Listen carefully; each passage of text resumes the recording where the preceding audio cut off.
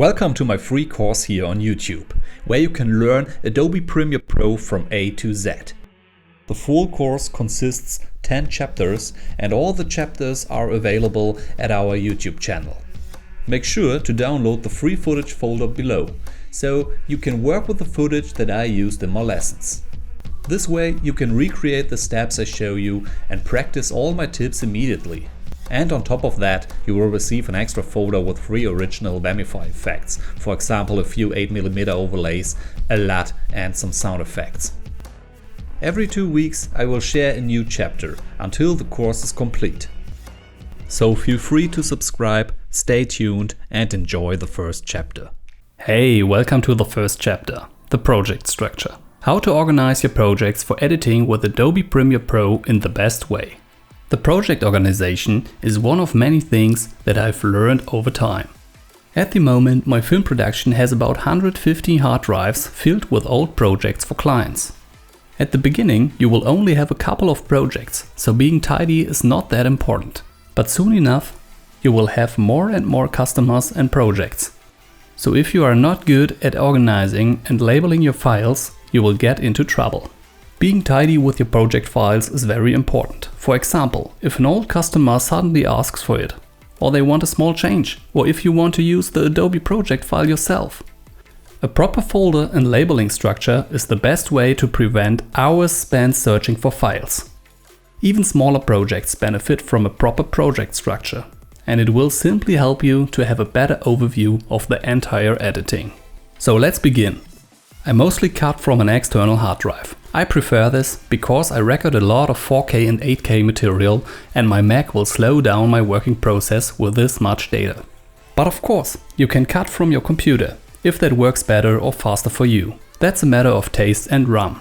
Let's focus on the project structure. I will show you how I organize my project files on my hard drive. I think that's a very good guide for you to get a clear and consistent structure to your projects. First, I divide my projects into the different years and months.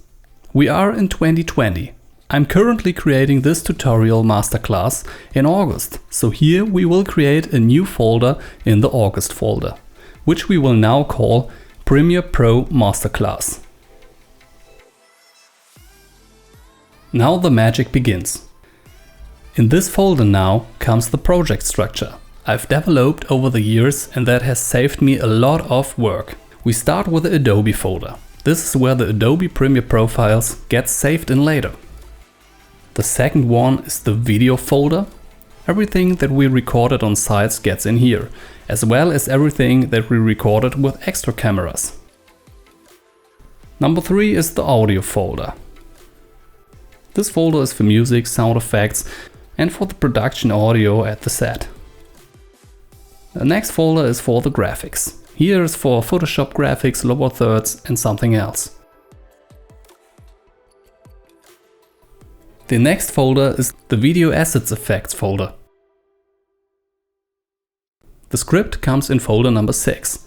Depending on the size of the project, we have also created a screenplay or a shot list. They also go into the script folder. And last but not least, the final folder. It is for the final versions that we have exported. You probably know the trouble that you sometimes have different versions with 1, 2, 3 final ready or something else. You can see it here on this filmmaker meme. But trust me, it is definitely better if you have a folder where all the final versions are stored. So much for now. Again briefly to the individual folders. The newly created project is saved in the Adobe folder. The video footage that was recorded is to import it to the video folder. So first of all, we recreate a source media folder, where we put in our Sony FS7 footage. So now, let's say for an example, we are in the Sony FS7 folder and we have recorded an event with 4 or more cameras. In this case, I divide it here again into camera 1, camera 2, camera 3 or camera 4. This is a good way to continue. This also helps for clarity. In our example, we are only shot with 1 camera, so let's leave it like that. So now we go back to the video folder again and let's create another folder. We call this folder Other Media. In this folder you can put your drone footage or some stock footage or any footage you received from your client.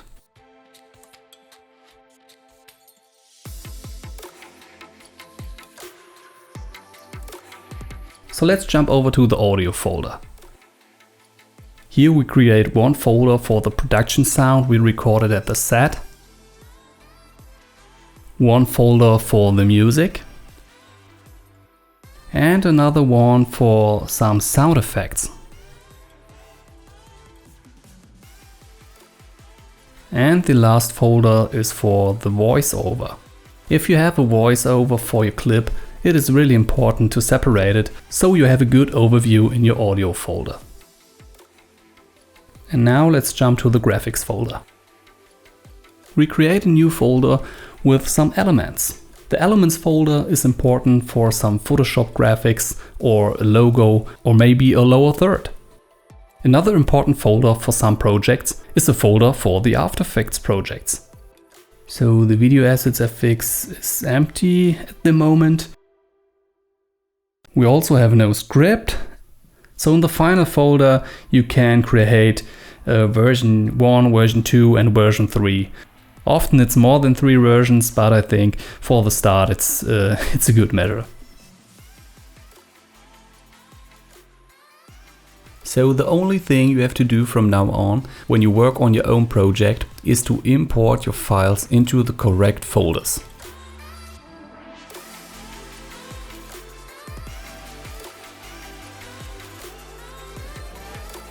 In our case, we have downloaded the Edit Like a Pro folder.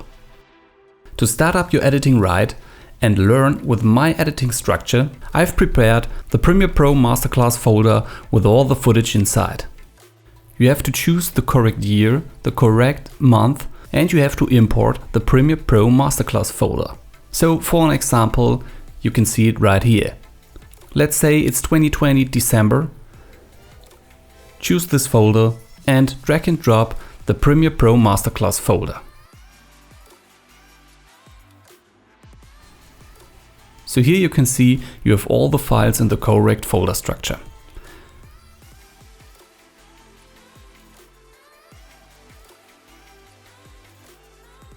So let's open Premiere Pro now. Click here once. The whole thing looks like this.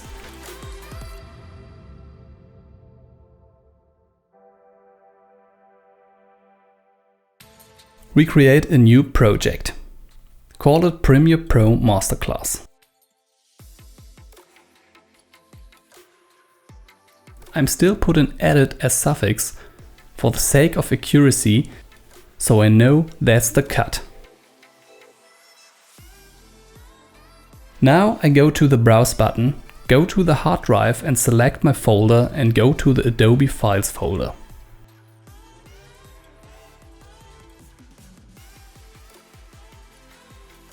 Go to the Adobe Files folder as discussed and save the file there. We will take care of the import settings / sequence settings later. I click again on OK and save.